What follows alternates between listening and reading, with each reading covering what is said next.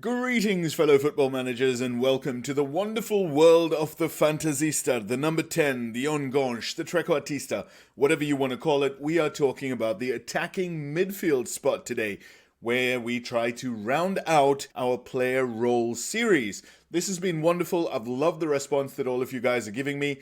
So let's finish it off. We are looking at, amazingly, Newcastle United, managed by the legendary Zinedine Zidane, in the FA Cup. I think it's the quarter-final here in the 24-25 season against my Liverpool team. As you can see from the names, I have rotated a little bit. This is my second string that's going in. Let's go into the tunnel and get there. I'm also not going to fulfill my contractual responsibilities by talking to the annoying journalist over there. Yes, you can do that. In real life, you can't. Okay, Newcastle, as you can see, with a pretty strong lineup. Tonali's back from his ban. Diogo Jota, who I sold to Newcastle, is playing against me again. What a wonderful player he is. Real life as well as football manager, by the way. Now, we are talking about the number 10, and this is the position I want you to keep an eye on over here. It is not Thomas Brummel, the referee. It is Harvey Elliott, who's playing in the hole over there. Now, when you look at the number 10 position, there are basically three things to think about. They all break down to one thing. What do you want your number 10 to do? This is my tactical setup, and I've started Elliott off as an Enganche. This is kind of a dead role in football nowadays, and I'll tell you why. But if you want an example of who actually made the role, it was essentially Juan Román Riquelme, who played for, was it Villarreal, the Yellow Submarine? He played for, was it Boca Juniors? I may be wrong on that one. But obviously he played for Argentina and was Argentina's main creative force for a long time in those pre-Messi kind of days. Riquelme was an incredibly talented player, especially with the ball. He could see things that nobody else could see. He was a wonderful playmaker. The problem was he wasn't such a wonderful athlete. Obviously, he was a professional football player and therefore he could probably do a lot more than you and I could do. No offense. But in terms of the players around him, he wasn't an outstanding athlete. Again, though, the basic question is, what do you want your number 10 to do? In my view, there are three main things a number 10 can do. Number one is sit in that number 10 position, which is often called the hole. I've heard it called the golden zone as well. But essentially, it's one of the most vital spaces on the football pitch that you want to control. And putting a player into that space is obviously a good way to control it. The player has the goal in front of them. They can make a quick little pass through the lines or in between all the defenders and set up a shot at goal. They can make a yard for themselves and shoot at goal themselves. It's essentially a very valuable piece of on-field real estate. So for me, you have several roles that actually sit in this space and look to hold it, look to create from that spot, maybe also take shots from that spot and score goals from there. Secondly, you could have your attacking player, your number 10 here, going into the box and scoring goals. They can score goals from that golden zone or the hole as well, but they can also venture beyond it, go past it, move up to the goal, to the penalty spot, to the 6-yard box, and score goals. The difference there is huge because from a tactical perspective, by choosing your role and your duty, you will either be telling your player, sit in the hole, or get up to the goal and try and shoot from closer in. The third thing you can do, I think, is to play them as an out-and-out playmaker. The whole player doesn't have to be a playmaker, but you can advise your team to make him a playmaker. There are obviously risks. There's going to be a lot more players around him. And obviously nowadays we don't see as many number 10s as we did back, 20 years ago, 30 years ago, is because now DMs, as you can see in this tactic, I have 2 DMs, not even 1 DM, but 2 DMs. These are much more common nowadays in an effort to defensively control the hole.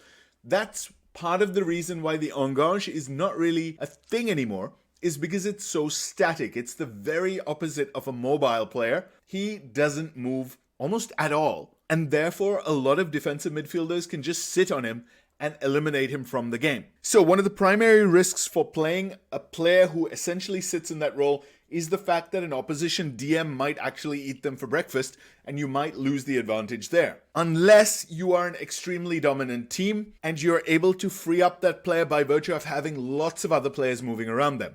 In our previous videos in this series, watch them here, I define the fact that a lot of roles can be ball magnets. Essentially, playmaking roles are ball magnets. By setting a playmaker or assigning a playmaker, you're telling the rest of your team, pass the ball to them. So you can have a whole player who's a playmaker or not a playmaker. The main problem with the Enganche really is that he is a whole player, he's extremely static, and he's also a playmaker. So you're telling your players, pass it to that guy, but that guy's kind of staying still. So for that reason, with the Enganche, if you look at him, he has dribble less, therefore he's not moving on the ball. He has hold position, which means he's not moving that much off the ball, but he is taking more risks. So his job is to play killer passes from that whole region. Getting the ball to him can be pretty tricky because he might be marked, and then he has to be able to take a good first touch and then lay the ball off again. If you have a player or a team structure which can enable this, all well and good. Otherwise, the Enganche is a really risky role to play. Again though, if you're playing in the lower divisions especially, and you can pick up this free transfer, a guy's 36, 37 years old, a good creative player, is coming to the end of his career, he has fantastic technical skills, great mental skills, but he has like 5 in everything for physicals, you might be able to play him as an Enganche and do really, really well because you're playing 100% to his strengths. The main thing to activate the Enganche is you need lots of movement from the players around him. As you can see, I've got a volante here who's going to be moving up into that midfield area, basically beside the Enganche. I've got an inside forward who's going to be moving in this area as well. I've got a winger who's going to be occupying defenders on this side, and I've got an advanced forward pushing the centre backs as far back as possible, and therefore ideally making more room for the Enganche as well. The mixture of duties here, obviously the inside forward support is a really offensive support player, therefore he's going to get pretty high too. So the movement isn't as great as it could be, but it is still really, really good because of the fact that we've also got a wing back on attack coming up that flank as well. So all of the defenders are going to be occupied in a certain way, and the Enganche has backward passing options as well to bail him out if he does get in trouble. Therefore, I'm pretty confident that this will work.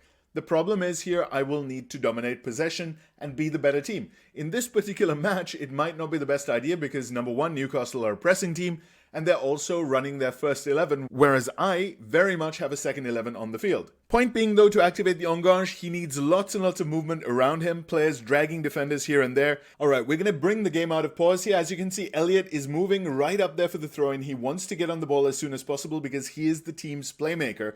He isn't going to be too static because he is a player who himself is very versatile. He's got a good work rate and things like that. Therefore, the player himself isn't going to be standing still, but look at that. 2 steps, he gets on the ball, and then he lays it off to make something happen. We're picking up again with the throw-in. Elliot is always showing for these throws. He gets the ball and lays it off as soon as he can. So he's playing risky passes because that's what the Enganche does. Obviously, that wasn't a super high-risk pass because it was backward rather than forward, but he's not wasting time on the ball at all. He's not thinking about, okay, shall I run with the ball, taking an extra touch? No, his instructions are, once you get the ball, play the pass. So that's what the Enganche will do as soon as possible. They won't waste time taking 2 touches, 3 touches. They will get on the ball and move it as quickly as they can, and ideally, as far forward as they can. They're not super duper attacking because of their mentality, so they're not going to play the Hollywood pass every single time. As you can see there, he finds the free player, but he does it very, very quickly. That's what the Enganche can do for you. Now, if you want to play something like an Enganche, but you think, okay, no, that's still too static. My player isn't Harvey Elliott. Let me just show you Harvey Elliott for a second. Look at that. Work rate 17, teamwork 17. So high teamwork means he's going to try and play the role, but he's also going to work for his teammates. And he has a player trait called comes deep to get ball. He also likes ball played into feet, so he'll try and move for that option. That's probably why he dropped a couple of yards to receive a pass. But generally speaking, Harvey Elliott will do a lot for his team. His work rate is extremely high. So he's not going to play the Enganche in the way that we know somebody like Riquelme plays it. Much more static. And an older player, again, with less physicals, will be much more static as well. So again, a player will interpret the role in their own way. Different players will interpret based on their stats in different ways. So just that work rate stat and those player traits as well can make a huge difference. However, if you have the player for it and you think, okay, Enganche is way too static, you can change it to advanced playmaker. Now, we've talked about advanced playmaker in our central midfielders video, link up here. And essentially, the role plays exactly the same in the attacking midfield slot as it does in the central midfield slot. The only difference is the players positioned a little bit higher. Therefore, getting the ball to them can be a little bit tricky as well because your ball progression up the field needs to be on point. The player will not drop as deep as a central midfielder can to receive the ball. They will drop deep to some extent. Elliott definitely will with his teamwork, his work rate, and his player trait. He will drop deep, but a lot of other players won't drop as deep as they could from this number 8 kind of starting spot. Again though, just to reiterate, if you haven't watched that video or you don't want to watch it just yet, one of the main things that the advanced playmaker does is, again, they make those attacking passes, but they shoot less often. So you're telling your advanced playmaker, try and create goals for other players. Don't take shots on yourself. The rest of the team is going to try and get the ball to your AP, especially if there's no other playmaker on the board. As you can see in this team, there's no other playmaker. And from those brief clips that you saw with the Enganche, Elliott was very central to what my team was trying to do. The same thing will go with the advanced playmaker if he is the one playmaker. If you have 2 or 3 playmakers or something like that, the team will play through all of those guys. But if you want one player to dominate your team, then sure, have one playmaker, and you'll see that happen. It is the case for a lot of teams like Manchester United with Bruno Fernandes, Arsenal to some extent with Martin Odegaard, even though Declan Rice does a really good job of progressing the ball and making things tick for them. So just having that one playmaker tells your team, okay, use this guy as the central pivot of your team. Your advanced playmaker is also very much a pivot for your team because they're going to stay in the same kind of area, but you're not restricting them as much. So from a movement point of view, your advanced playmaker will dribble the ball now and then when it's there for it, but you're not telling him not to. Because with an Enganche, you are actually telling him dribble less and hold your position, stay still. Advanced playmaker has a little bit more freedom, not super amounts of freedom, but it is a mid-range. So it's a little bit more basic. And then again, you have your player who will interpret the way he wants to. So these 2 guys are whole players. The third whole player is the attacking midfielder support. Now the difference between attacking midfielder support and advanced playmaker, well, there are kind of 2. Number 1 is the attacking midfielder support will shoot when he gets the opportunity, and he's not a playmaker, which means he's not going to be the central focus of your team. So he can kind of do those ghosting kind of things where he becomes the second man in the box or the third man in the box, gets himself free on the edge of the area, things like that, and another player plays him in. If you want that to happen, you want an attacking midfielder support in the hole, on the edge of the box kind of thing. Whereas if you want your team to play through the player, it is an advanced playmaker. It's a huge difference, even though the roles are very, very similar in a positional sense. Where they are on the field is going to be here. Obviously, the attacking midfielder support will get in sometimes, especially if he's got a volante or someone coming into that number 10 space or the hole. He will get further forward a little bit now and then when you're really pressuring the opposition. But generally speaking, he's going to be in the D. And he's going to be ready to shoot, to finish, to make a final pass. It's a really valuable position, but you're not playing through this guy. If you want the team to play through the player and you want them to be creative in this possession, you want them to be an advanced playmaker. Okay, so that's the in-the-hole players kind of covered. Let's talk about those goal-scoring roles, the players who get into the box and score goals. Simple change to make is make this attack. Job done. Get further forward is the thing that comes up.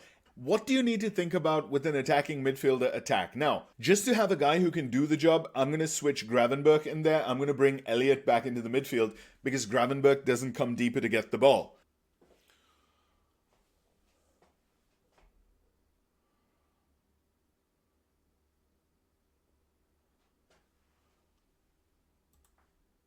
That was literally the first highlight after I changed the tactic, and you can see what just happened. Ryan Gravenberch is 3 yards away from goal, and he's just put a header onto the post. I think that underlines what the attacking midfielder on attack can do, as opposed to somebody like an Enganche who will be hanging out in this area.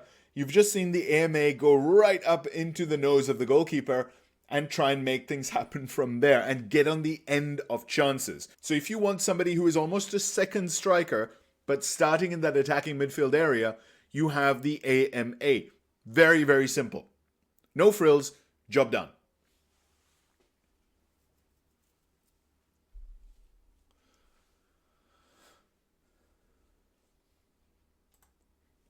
I'm just stopping this move here as well because you can see that my midfield is getting up towards the ball. Obviously, this is a counter-attacking situation, but our attacking midfielder is right up with our AF and our winger attack. So all of these 3 attack duty guys are miles up the field and they're almost standing on each other's toes. So that's an interesting kind of situation, and you can create that immediate early overload by doing that.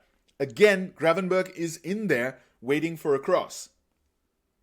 As we get into possession now, as you can see, Gravenberch, he's not dropping down for the ball. He's staying very, very high up. Not quite as high as our striker, but as we progress into dangerous areas, he's going to start threatening the backline. As you can see there, he's threatening the backline with his runs, and now he's trying to get into the box because he knows Gomez is just going to whip it in. As you can see, I'm also dominating possession a lot more than before. Before, I had to stretch a little bit to find highlights because our Enganche was always tightly marked and our team was trying to play through him. Now, there's no such restriction on the team. There's no playmaker on board, and therefore the team is doing whatever they want to do. They're going to find players who are free. They're going to play a little bit more fluidly, and therefore we are keeping hold of the ball better. Also, Gravenberch is really stressing the back line. He's dragging a marker with him, and he's opening space in the midfield, which we're using to actually keep possession a little bit better. So that's quite cool.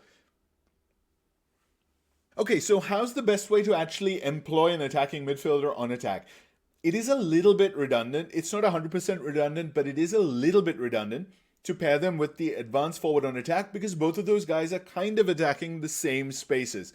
It would be really bad, in my view, to make this guy a poacher because then he's not moving into the channels at all. He's staying dead central, and the AMA is also staying pretty central. So then these two guys are going to be right on top of each other, and that might not be brilliant. So if you have a poacher up front, especially, advanced forward to a lesser extent, but a poacher especially, I would advise against using an AMA because they're just going to be occupying the same space.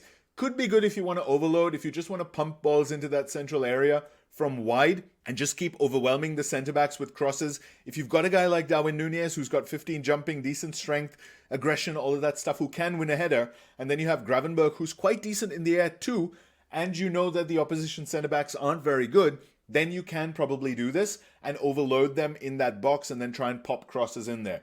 You can absolutely do it. There is a way to make every tactic work, but generally speaking, it's not a combination that I would try and deploy.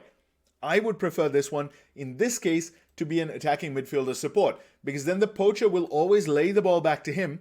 The poacher is very conservative, take fewer risks in terms of passing. So the poacher will lay it back to him and then make a run immediately, and then he could just find him with a 1-2 through ball. Could be a very, very interesting pattern to try and generate. It won't happen all the time because there's other roles on the pitch. There's going to be other passing options. The player's decision making and vision comes into play as well. Their off the ball movement, blah-de-blah. Lots of things to think about, but that could be something that you unlock. Whereas the attacking midfielder attack and the poacher will be on each other's toes all of the time. Okay, so advanced forward is one possible combination just because of the fact that he moves wide a little bit and positional play will help that. But I would like something that maybe has a support duty. Pressing forward and support can be really, really interesting. A false nine can be super interesting. You can have something like a target forward in support who will knock the ball down to them. Those kind of roles can be super interesting when it comes to an attacking midfielder. Target forward attack is also pretty cool because they are going to hold up the ball, they'll get the ball, but they'll also do what we were talking about with the poacher. They're really going to stress the opposition centre-backs, and he might knock the ball back down to the AMA, and the AMA could kind of function like a poacher themselves. One thing I do need to note about the AMA, the only instruction is get further forward. So you have those forward runs, but aside from that, everything is customizable. We've talked about customizable before, so that is something that you can do. You can start clicking all of these things and then designing the player's movements and behavior as you want. This is one thing that customizability gives you. The other thing that customizability gives you is if you leave everything open, essentially you're leaving it open for the player's interpretation. So the player themselves, by virtue of their traits, so Ryan Gravenberch has run with ball often. So he will play like an AMA with this ticked, dribble more ticked. He will do that more because it's who he is, it's what he does. If we look at him again, he has dribbling 14. So he will carry that out. He has first touch 15, technique 15, flair 15, agility 16. Acceleration is a bit low for a dribbler, but other than that, he has everything in place to be a dribbly boy. So as an AMA, he will interpret that role as being a little bit dribbly. There will be times when he thinks, I am Diego Maradona, and he will try a few of those tricks. Because you're giving him the attacking mentality and the freedom to do it. The freedom by virtue of not giving him specific instructions. Remember what we've said in previous videos. The attacking mentality encourages attacking behavior from the player. So he will dribble, he will shoot, he will try killer passes. These are things he will do by virtue of who he is.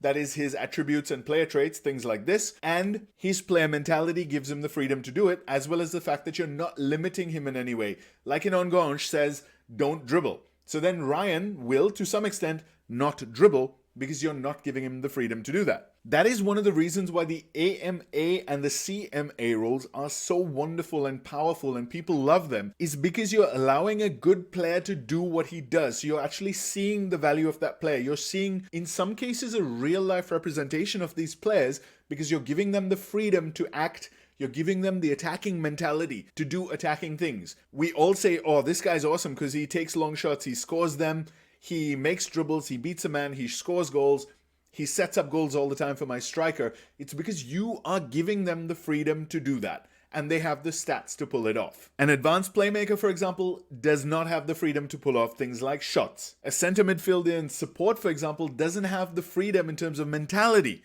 to actually do those things, even though he will to some extent because he has the freedom in terms of instructions. Okay, that's enough about that. We are going to move on to another goal scoring role, which is the shadow striker.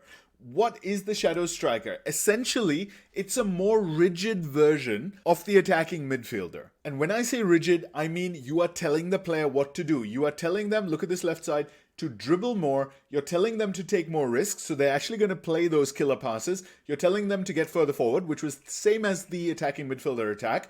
They're also in a highly advanced mentality, so they're going to push forward like that. They're also moving into channels, so you're going to see a little bit more of these movements from the shadow striker. This is one of the things that sets the shadow striker apart from the attacking midfielder. So when you are thinking about now combinations here, you want to look at those channels. The target forward attack is a pretty good combination because your players will ping the ball to him and then he'll hold it up. And the shadow striker will move into those channels. He'll move off him and be a candidate for a good pass. So this in effect is not a bad combination. The problem is because they're both on attack, they're going to be quite close to each other, just like we saw before with the advanced forward and the attacking midfielder. It's going to be kind of similar because again, one has move into channels, the other one doesn't. So we're going to have them pretty close. Not as close as they could be, but still pretty close. I like to combine something like a deep lying forward support, a false nine, a target forward support, even a complete forward support. Essentially, a support striker is a really good foil for a shadow striker because what happens is this support striker will drop a little bit deeper, receive the ball, and the shadow striker goes beyond them. That's the whole point of a shadow striker. The game wants you to play a false nine and a shadow striker together. Why? Because a false nine drops off the defensive line a lot deeper than most of the other roles. His movement is hard-coded to be this way. This Liverpool team is a great one to talk about the false nine because of Bobby Firmino, but he used to drop down like this and he would take a defender with him. How Liverpool used to exploit that was with Salah from this side and Mane from this side moving into the exposed space by the false nine because he would drag a defender and then these guys would go into that space. But how you can do that is also with a shadow striker. So the false nine drops and opens that space and the shadow striker moves into that space. Because of channels, if it's the left centre-back who follows the false nine, shadow striker goes that way. If it's the right centre-back who follows the false nine, shadow striker goes that way. So this combination is fantastic because by design, it tends to work as a pair. However, as I said, you can make this pair kind of thing happen by using a target forward support, complete forward support to some extent. Pressing forward support could be an interesting one. If you're playing a pressing team, deep lying forward support can absolutely be a good combination too. Essentially doing that same thing by occupying the defenders with a supporting striker and then having the shadow striker bomb into those gaps. Let's see if we can kind of execute this. I don't want to use false nine because Darwin Nunez isn't really good for that role. Let's go for a target forward support. Okay, I'm just going to pick up this pause right here. We were on a counter attack, but now things are going into more of a standard attacking situation. You can see that our target forward is dead up the middle of the pitch there. He doesn't have move into channels, but the shadow striker is actually beyond him a little bit. He's more aggressive, but he's also closer to the ball. He's in this nearer channel here. So again, having one guy who doesn't move into channels and one guy who does move into channels, if you're going to use the striker and the attacking midfielder as a pair, is very, very useful because of this lateral movement. It's especially vital when your attacking midfielder is the more aggressive one, because then they can actually make some space in a lateral sense. If they are the more defensive one, or they're the more withdrawn one, and it's the striker moving forward, there's space in a vertical sense. So you don't need to worry about the channels as much. But it is vital to think about the channels when you have those two guys who are both getting forward fairly aggressively. And again, a support duty striker isn't super aggressive, but they are in the striker position. So by virtue of that, they are going to be further up the field. Let's see how this develops. Right, it didn't develop at all. Excellent. Okay, things are just settling down after we've got a corner kick. So we've got a couple of players out of position, but generally speaking, we are holding onto the ball nicely, playing it around. But I want to again call out the positioning of the shadow striker. He's all the way over here. So he's looking at this channel, while the target forward again is on that central cut line. It's brilliant. So you can really kind of predict where that, target forward support kind of player will hang out. And therefore a shadow striker is really good because they'll move around a lot in comparison. Whereas again, when we looked at an Enganche before, they are going to be much more static. And then you probably want to have lots of players around them moving, making runs. Things like advance forward who's going to move into channels. Then you'll have a winger who's moving wide. You'll have, inverted wingers inside forwards on the other side. You can have a central midfielder attack or a volante attack who's moving up from deep and then running beyond the Enganche. That could be another really good pattern of movement to have. Again, though, these tactics are all about the movements, and the combination of roles needs to give you enough movement and enough space to actually try and dominate a game. As we go back into tactics now, for me, I think one of the big downsides of a shadow striker is the take more risks passing option for me. That makes him a little bit too ambitious with the ball. Sometimes I would prefer not to have that on. But then again, you can always choose an attacking midfielder and customize it to have all of these things, but then remove that. So I guess there isn't too much point of me complaining. I could always just say, okay, move into channels and dribble more. And now we've basically got a shadow striker just without the passing. So remember, you can customize things as you want.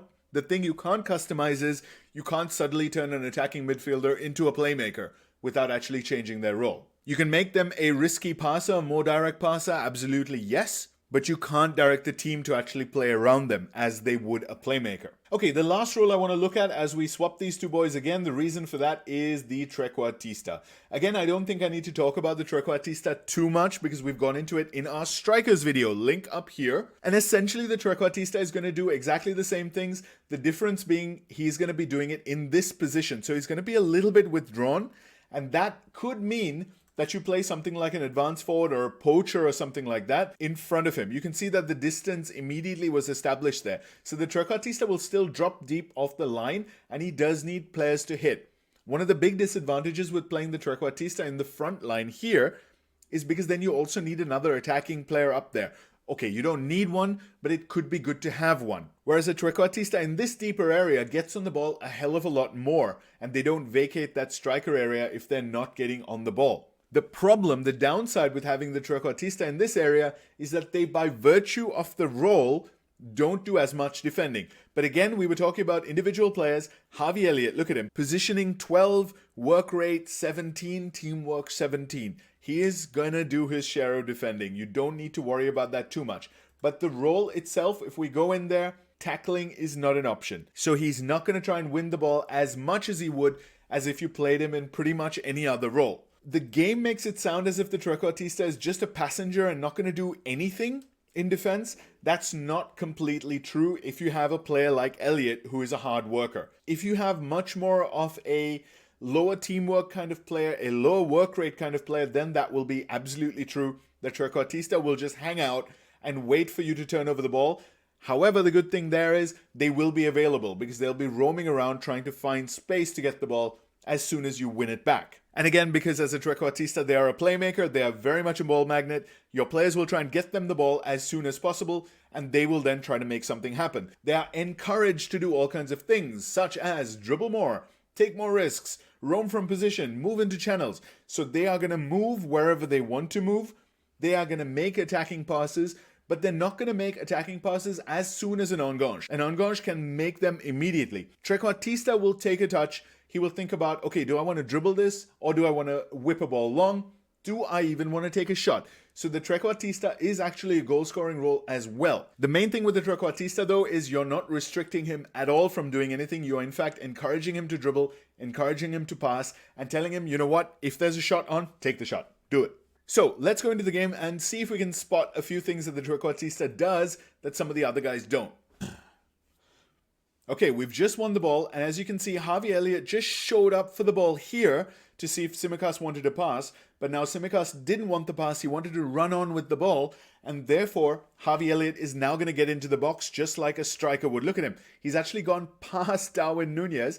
Let's just refresh what Darwin Nunez is. He's an attacking forward or an advanced forward, and you have your Trequartista running past him like a madman, even though it's Harvey Elliott. Absolutely fantastic. Point being, a Trequartista can absolutely do the job of scoring goals, and they'll get into position to score goals. You can score headers and things like that as a Trequartista if you have other players on the pitch willing to make, to create, to do attacking things like Tsimikas was on that occasion. Okay, we're in possession again. Once again, Tsimikas on the ball, again with a wing-back attack on one flank. You're going to see a lot of attacking stuff come from them. But there, the Trequartista has moved way wide to the left-hand side, and he swings across it. So our Trequartista showed up there on the wide left area and did for a few seconds a winger's job. So Trequartista will do what they think is right for that situation. So you do need to be careful of which kind of player you're choosing for it. Don't have a, I don't want to say a dumb player, oh hello, a flick on to create a goal. So again, our Trequartista is in the thick of things, doing attacking things all over the place. And you've just seen Harvey Elliott assist with a flick on. To be fair, that was a throw-in, so the positions were a little bit more artificial than they would have been otherwise. But generally speaking, advanced forward was up, attacking midfielder, or Trequartista in this case, was in the box, and our left winger was in the box as well. So it makes sense, right? So going back to the point I was on just a moment ago, as we watch ourselves on defense, Trequartista is jogging around a little bit, but because it's Elliott, he's there. And there we have it. The defender won the header, and he directed it towards the Trequartista immediately. And that's how we try and progress the ball. Point is, again, try and have a player like a Trequartista, a playmaker, an Enganche, whatever it is, the player who you are playing around. Make sure that player is technically amazing and mentally very good. High decision making and things like that are really required for the guy you are playing around. Alright, I think that is pretty much it. We've covered those 5 different roles. Again, it's just the 5 roles, but the different combinations you can do with it. Again, if you want to keep a player in the hole, you're choosing between an attacking midfielder support, which is again going to be kind of a ghosty kind of player who will just pop up in space and do things. Advanced playmaker support will be a player you play through, and an Enganche, again, will be a player you play through, but in a more static kind of way than the advanced playmaker. Difference there, advanced playmaker does not shoot, or he will shoot as kind of a last resort, last option. If you want to have a guy who just runs the game, goes everywhere, does all kinds of things, he's a standout best player in your team, it is probably the Trequartista. If you want to have a guy who just gets in there and is himself if you don't customize him, that is an attacking midfielder attack. Again, that's going to be a very central player, so either give him move into channels, or make sure that your striker is moving out of the way. Otherwise, you're going to have 2 guys standing on each other's toes.